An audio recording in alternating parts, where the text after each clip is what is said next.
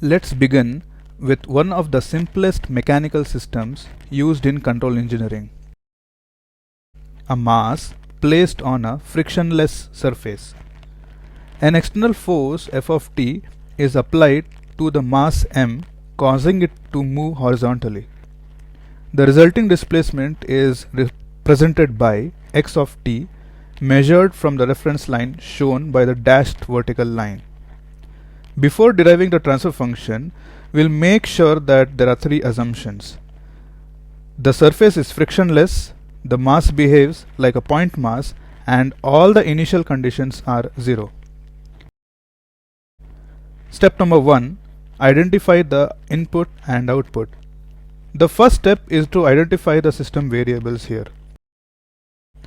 The input is the applied force, that is F of t, and the output is the displacement, that is x of t. Therefore, the transfer function that we need to determine is g of s equals x of s divided by f of s. Step number 2. Apply Newton's second law. Next, we apply Newton's second law, which states that force equals mass times acceleration. Since acceleration is the second derivative of displacement with respect to time, we can write f of t equals m multiplied by second derivative of x of t. Step number 3. Take the Laplace transform. Now, taking the Laplace transform of both the sides and assuming 0 initial conditions, we obtain f of s is equal to ms squared x of s. Now let's move on to step number 4, obtain the transfer function. By definition, the transfer function is the ratio of output to input, that is, g of s equals x of s divided by f of s.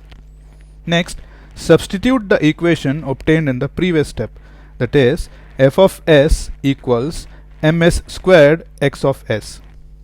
After substitution, we get g of s equals x of s divided by ms squared x of s. Cancelling each terms, the expression becomes g of s equals 1 divided by ms squared. Hence, the transfer function of the system is x of s divided by f of s equals 1 divided by ms squared. Now let's make two important observations here. Firstly, it is a second order equation because the highest power of s is in the denominator, which is 2. Second, since the surface is frictionless and there is no spring or damper system, there is nothing to resist the motion.